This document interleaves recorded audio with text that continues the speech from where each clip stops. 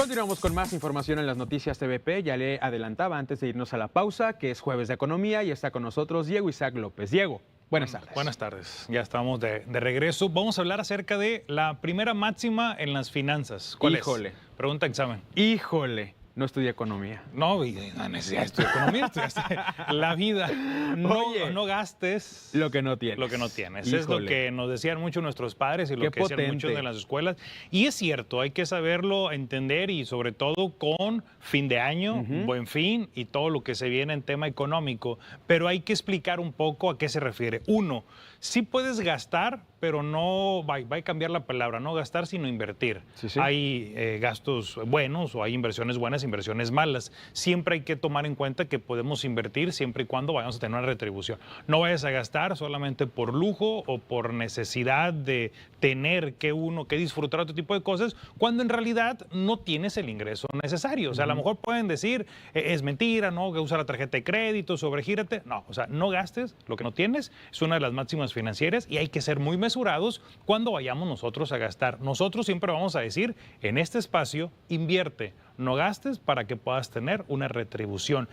Quien no hace caso o quien no ve este tipo de cosas es el gobierno federal. Si vemos nosotros cuál es la deuda que tiene actualmente el gobierno federal, es el saldo de los requerimientos financieros del sector público, es el saldo histórico. Todo lo que debe el gobierno actualmente a septiembre del 2024 son 16.7 billones de pesos. Si nos vamos al año pasado, 15, 14 alrededor billones de pesos. El antepasado, 13. Y si le tiras para atrás, vas reduciendo casi 1 billón. 2010, hace 14 años, debíamos solamente 4.5 billones de pesos. Hoy andamos casi en los 17. Mañana va a ser fundamental para el gobierno y para la economía de México, porque mañana se va a dar el paquete económico para decir cuánto es lo que va a ingresar en México y cuánto es lo que va a gastar, y como la máxima del principio, como no voy a tener lo suficiente para gastar porque mis ingresos van a ser menores que mis gastos, ¿de dónde vas a sacar el dinero? Pidiendo prestado.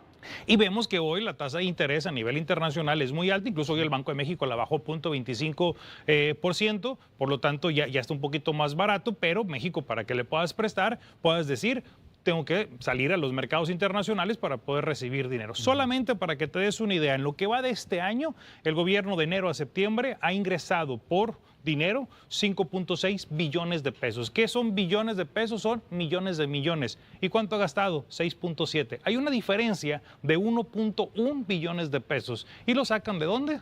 De deuda.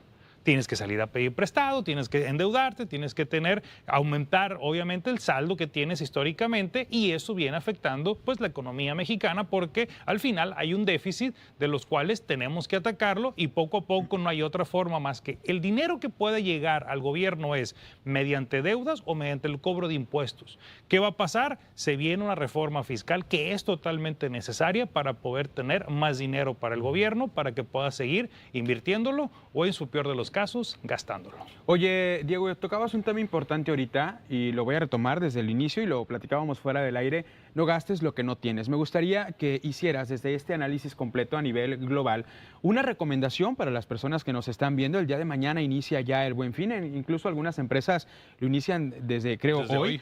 Pero sí, una recomendación para aquellas personas que dicen, ¿saben qué? Todavía no me llega mi aguinaldo, pero tengo ahí una tarjeta de crédito, pero mira, puedo comprarlo. El Buen Fin, y lo hemos platicado mucho, el Buen Fin realmente las ofertas no son tan buenas. ¿Sí? Los accesos a los pagos sí son muy accesibles, son muy buenos. Aquí cuando decimos no gastar lo que no tienes, es porque tú tienes que tener un presupuesto. Vaya, si tú dices voy a tener que invertir o quiero gastar porque quiero darme un lujo en un nuevo celular, en una televisión, lo que sea, tienes que contar los gastos o los ingresos que vas a tener tú y descontar ese gasto que vas a tener.